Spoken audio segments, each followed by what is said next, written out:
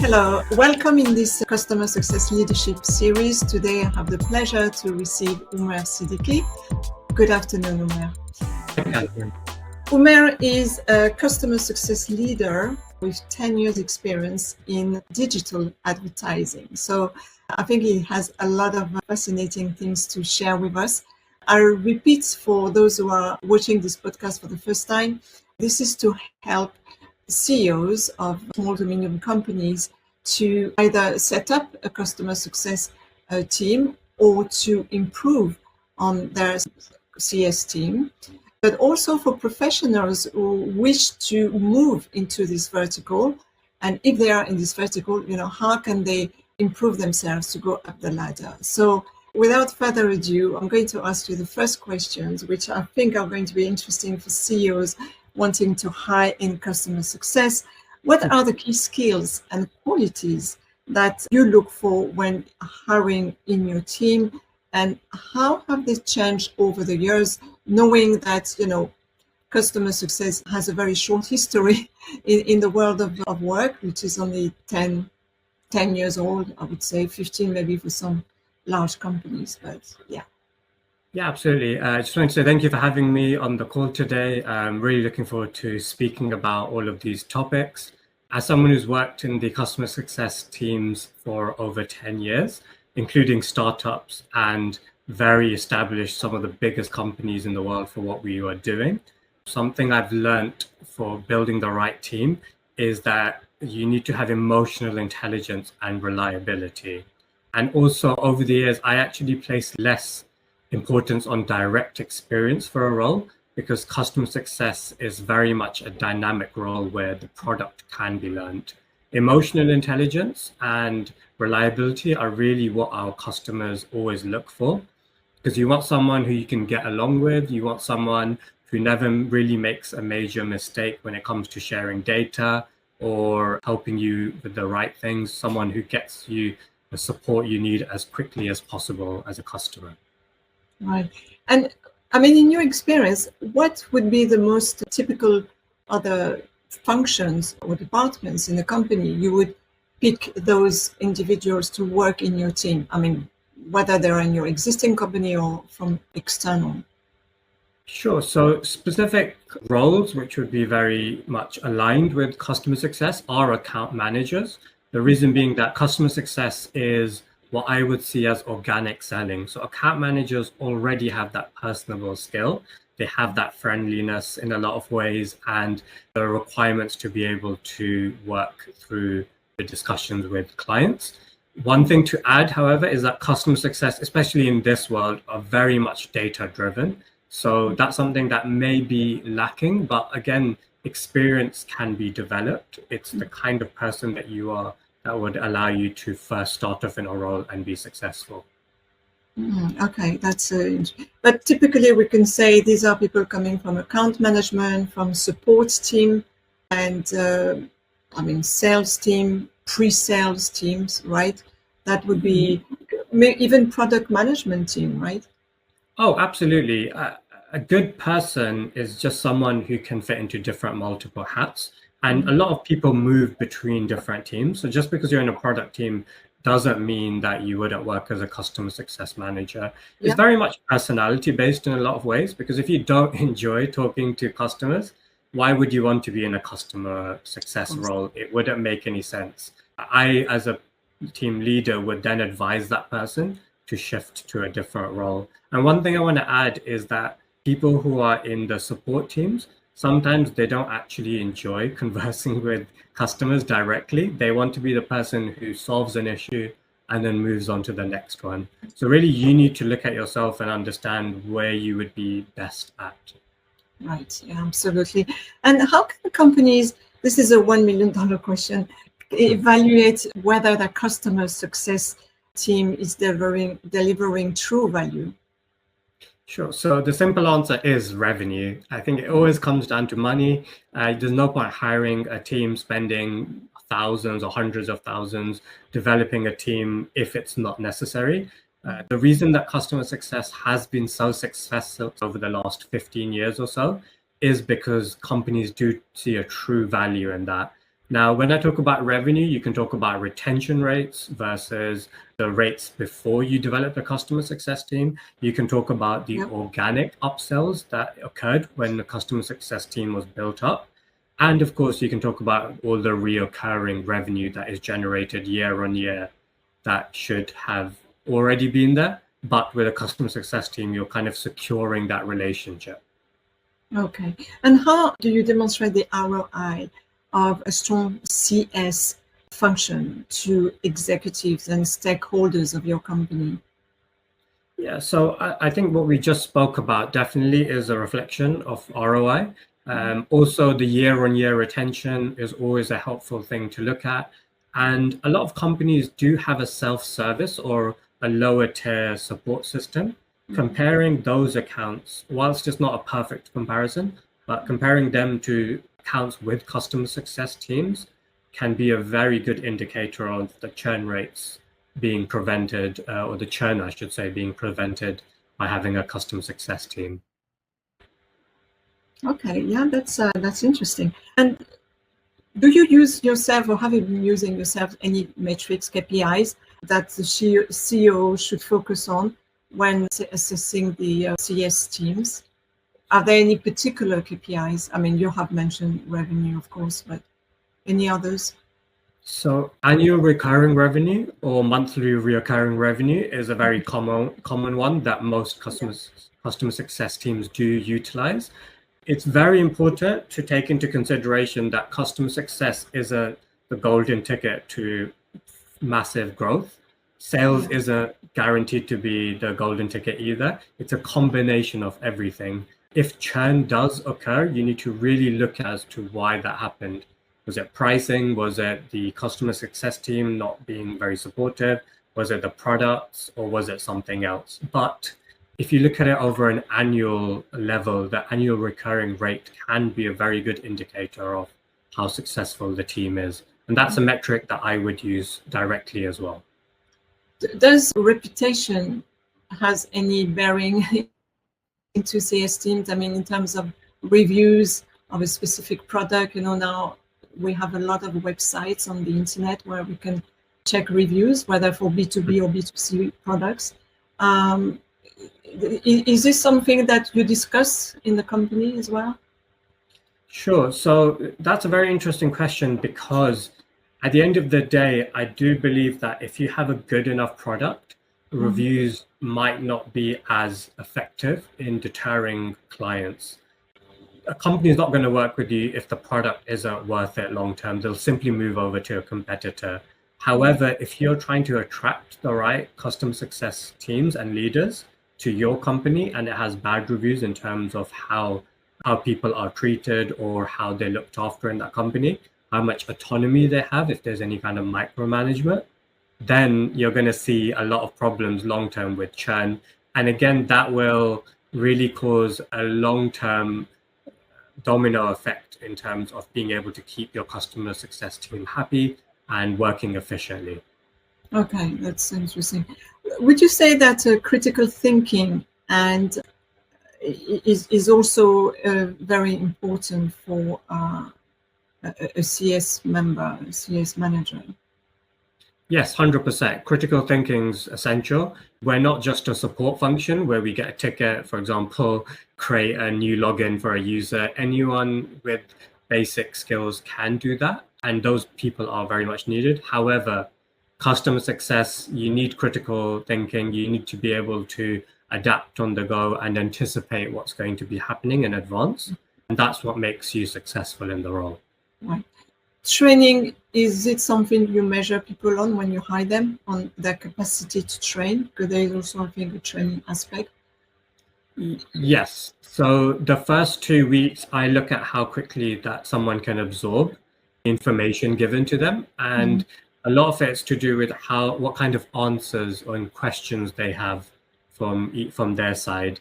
Because yes, there's a lot of information, and I'm a believer of the 9-month rule, which is that only after 9 months do you gain about 95 to 99% of a company's knowledge. So it's not detrimental for anyone to not have the knowledge when they first start off. It's how they adapt and utilize the knowledge given to them to reach that 99 or 95%. Okay. And I think I was not clear on my question. I do apologize. What I was asking is, are those people also required to be able to train the customers? You know, let's say there's a new feature and everything. So do you measure their training capabilities when you hire the CS managers in your team? Yes, 100%. They need to be able to speak to customers, and they need to be able to train them on the products that they require. That is a critical part of being customer success, because that is 100% your role at the same time. It's also because you are the face-to-face contact with your customers. So anyone who doesn't feel comfortable speaking needs to be able to develop those skills. You're going to need that in customer success. You need to make sure you are happy to speak to clients, train them up, and consistently upskill them at the same time as yourself. Now, I'd like to talk a little bit for those people who are aspiring lead a career in customer success. And one of my questions is, what advice would you give to someone looking to break into this space, especially in technology? So someone who's never worked with CS. So first thing to do is have a very honest conversation with yourself. Is that the right kind of role for you? Because technology has many different faceted sections to it which you can work in. As I said, there are sections where you simply answer tickets. If you're very much an analytical thinker who likes to do that, great. You like to solve things, you need to tick off your box. You don't like long-term projects, great. That's something that you can absolutely do. If you are looking to break into customer success, you need to know that you are the type of person who can learn your skills very quickly, you can adapt, and you can take care of clients. We talked about emotional aspects of the role, and that's so important because you can be absolutely right about everything. But if you make the customer feel stupid or not looked after properly, then they will not want you as a customer success manager. Yeah, that's very true. And what are the most common career paths for customer success professional, and how yourself or other people can grow up the ladder? Can you explain to us when people start and how they can go?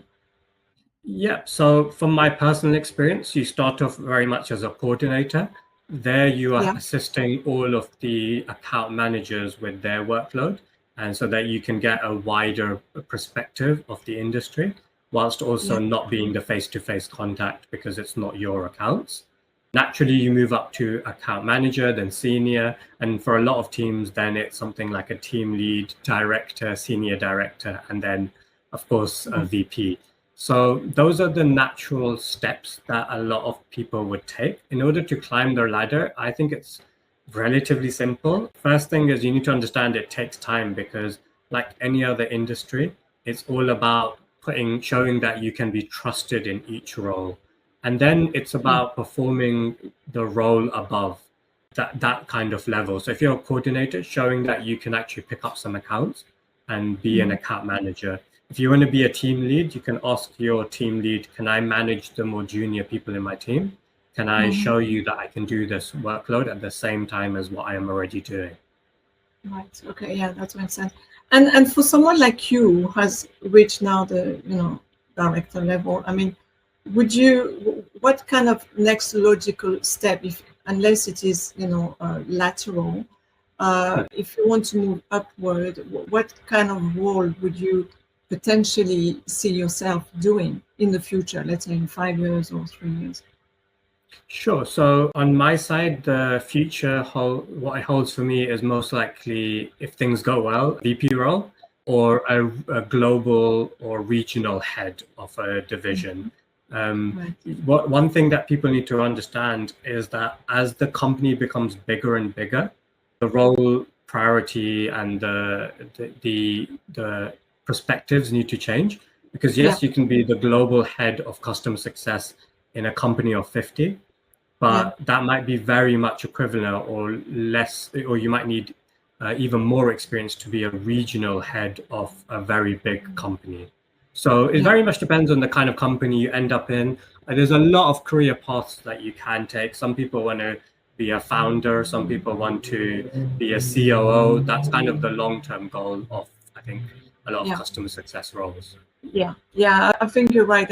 I see COO roles a logical next step at some point, or potentially in a smaller company where, you have been working a lot on operational issues and listening a lot to the customers, but also having to deal with, team leadership and how people collaborate.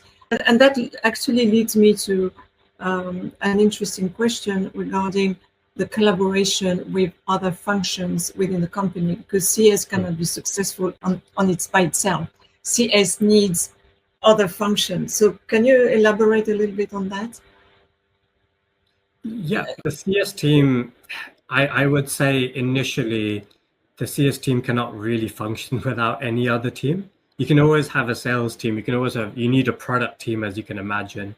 But where the customer success team comes in is it basically starts to hold all the other functions together, because sales are working on sales. They have very specific targets.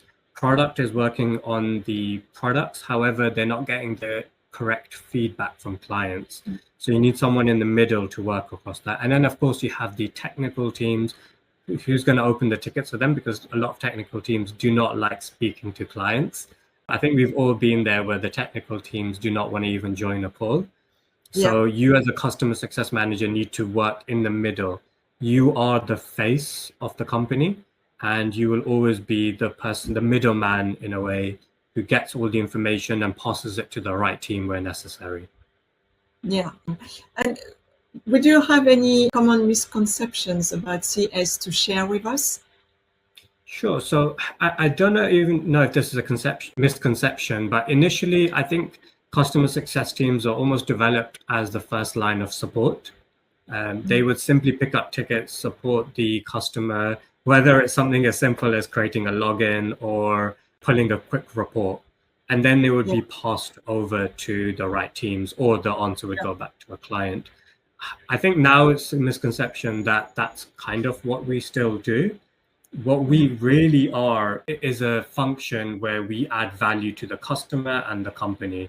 And the way we do that for the customer is we give them the very detailed data-centric insights that they require. Right.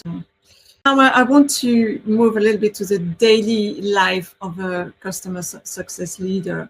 So what has been your biggest challenge in your career as a CS leader?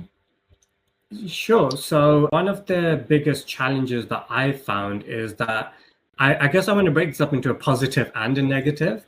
So I'll start off with the negative, which is that it can, especially if you're working in a startup or even in a big company, to be fair, it can be very frustrating when a client needs something like a new product or a development, which you simply cannot provide them, whether it's due to resources or a decision made from the senior management team.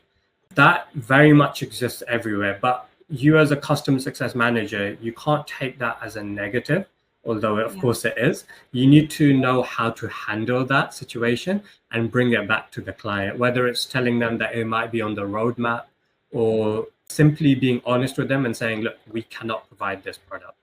Now, one of the most rewarding sides of that is of the customer success function is being able to, for example, develop your team and get them to their full potential, because as all individuals, they all need to be worked with in a different way. Yeah, of course. This I can imagine is a common challenge you meet. And so how do you handle a situation where a customer's expectations are not, misaligned? I mean, these things happen. So you have mentioned you have to be as honest as possible. But have you had a situation where you lost the client because of this misalignment between their expectation and what the company could provide? Yeah, 100%. I think it's no surprise to anyone that sometimes sales will sell simply for the ability to increase their commission.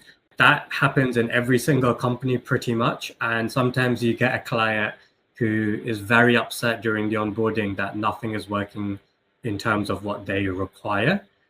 Really, it comes down to you need to look at the long-term success of the company, not the short-term success. And so what I would do as a leader of a customer success team is I would take that back to management and I would say to them, look, is it worth keeping this client and ruining our relationship with them long term? Or can we simply have a discussion internally, see what outcomes we can produce?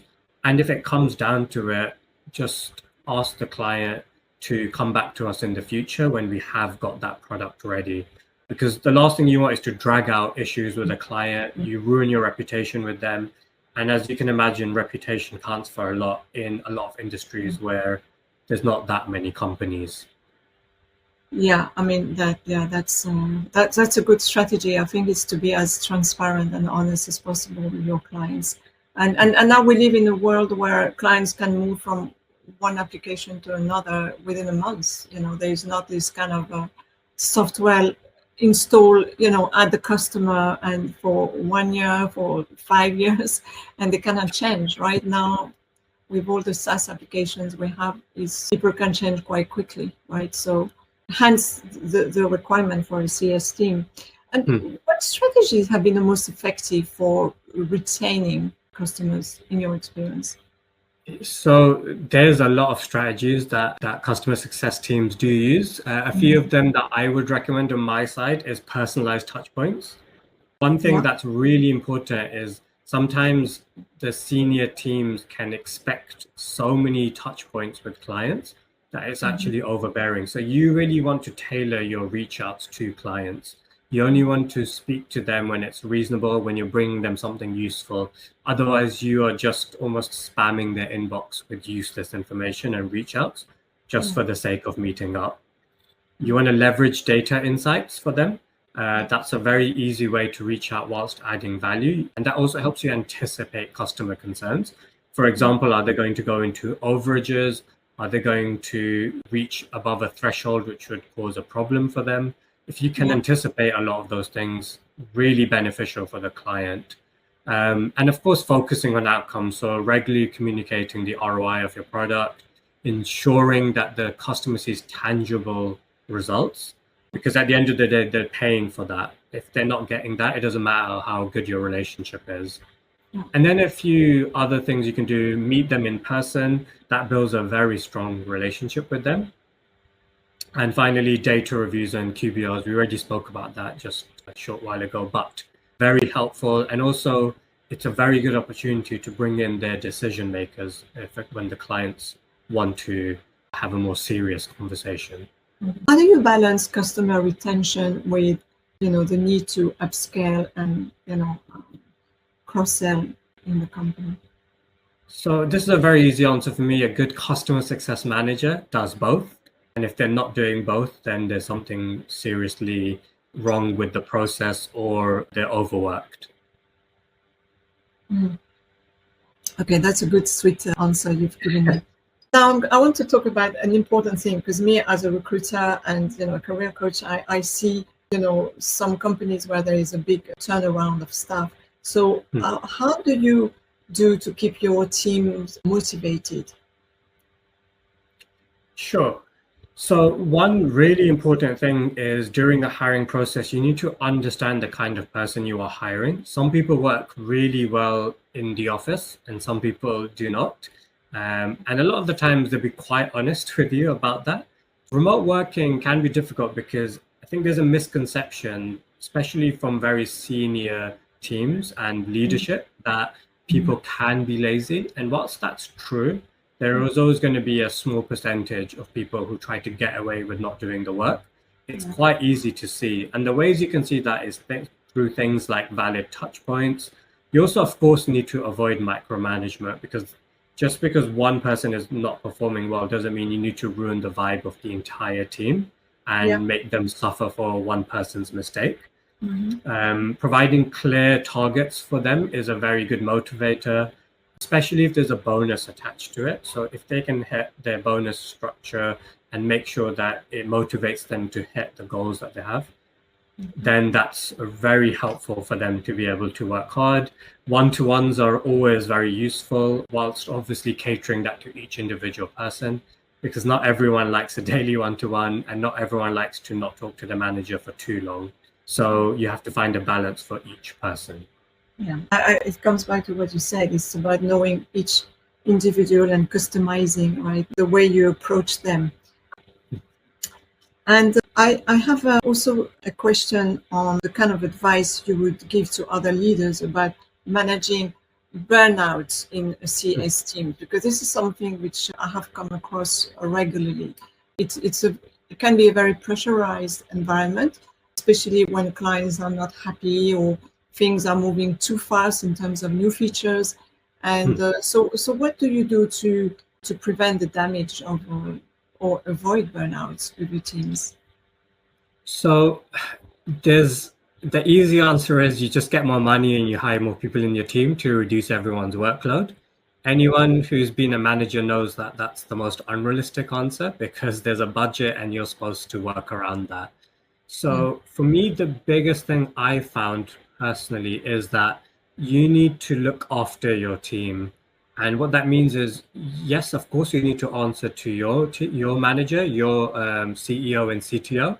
But if your team feel like you are against them, that will really push them and to wanting to leave the company. It's a very common thing that happens, and the most complaints I've ever found from CSMs talk about them leaving their company because they really didn't like their manager.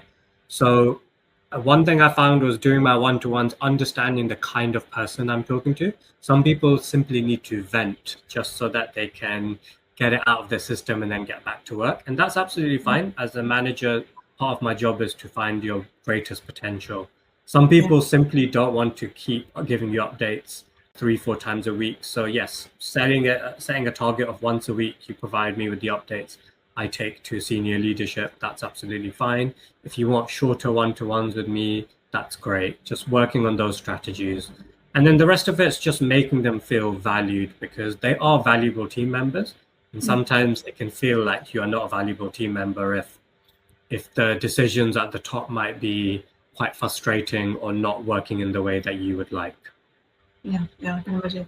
And in terms of burnout itself, I mean, do you have situations where, you know, some of your team member is going on maternity leave or paternity leave, and another one inherits all their work, so which can create a big additional workload?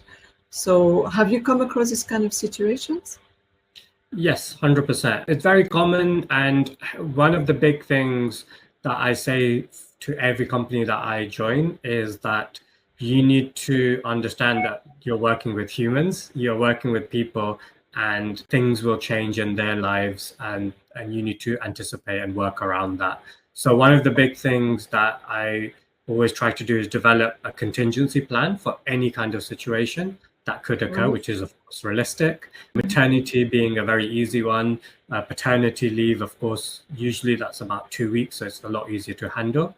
But this is the other thing, is if you make the team's life difficult because of something like maternity leave, what that's teaching them is that they are punished for going on maternity leave or paternity leave. So what you want is to build an environment where something is celebrated, for example, maternity leave, but at the same time, you need to then assign the accounts in a way that will put the least stress on every single other person. And me, what I used to do is I used to manage accounts at the same time. So I would try and pick up a lot of the slack where possible, whilst also looking for other people to hire to help support during that time.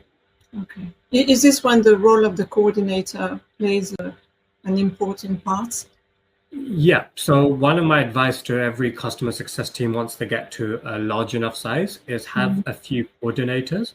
Not only will they bring a lot of value to your team in terms of insights and things such as that, but they can also grow into roles where they can take over accounts and develop naturally. They'll also be able to help existing account managers or customer success teams with the more maybe admin focused or data analysis, where it's useful, and also accompanying them to meetings and things. But it's a very good and efficient contingency plan, and it also rewards the coordinators when the right time comes for them to grow. Yeah, that's for sure. And what are the top tools, technologies that you rely on for, improving your operations? Sure. So I won't name drop any specific ones apart from Salesforce since it's used so commonly. But if you look at CRMs, or I'll take Salesforce here, very useful tool because it has all of the data available to you.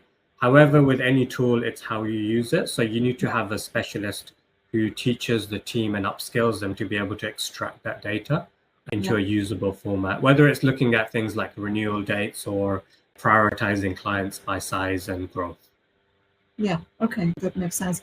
So the future of customer success, I want to ask you, the last question is, how do you see AI and automation influencing customer success?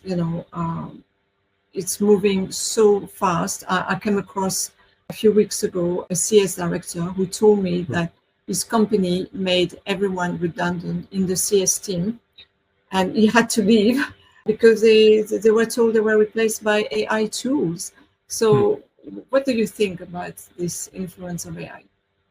Sure. So my immediate reaction is to dismiss it as an absolutely ridiculous situation, which will come back to haunt that company in the long term. I think that's very much more of an emotional response that I would have, a very frustrated response, having seen the effect of AI in some situations.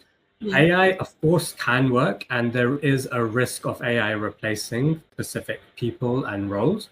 But what I would say is that, especially in the next 5 years, it's how you use AI that will help grow a team and enhance their skills. So one of the big things I say is that you need to keep upskilling yourself. It's not very hard to do with all of the free tools out there. For example, someone who can use AI to do the meetings for a QBR, it'll save them a significant amount of time when they're rearranging all of their notes and making sure they didn't miss something. There's nothing really negative about that. So anyone who isn't doing that is maybe losing out a bit and falling behind in terms of their workflow management. Those are where it's very useful, maybe some kind of data insights, and sometimes you can redirect clients using AI for very simple solutions like creating a knowledge-based hub. Where it can be a problem is, of course, completely replacing humans, because at the end of the day, customer success is such a social and interactive role. Trying to get a robot to talk to someone and ask them about something like their holiday that they just came back from, it's very unnerving. And I think a lot of clients will find it off-putting in the long term. Yeah, I agree with you. I think, everything can change because we are in a fast moving environment, but I think people like to speak to people. I mean, myself, I definitely prefer to speak to an agent than a chatbot, and if I can have a face-to-face, even better. But I do believe that people still need the human interface. Now, I mean, of course, we have seen in the retail world, people now buy things all the time without intervention of anyone, except influencers who are promoting some products. But influencers are indirect salespeople now. So it's another story. Well, Umer, I would like to thank you very, very much for sharing all these insights with us. It's been very, very interesting. I want to wish you all the best in the next move of your career. And I hope that maybe we can do another one in a few months' time. In the meantime, I say to everyone, we'll have another episode very soon. And keep tuned. Bye for now. Thank you, Catherine.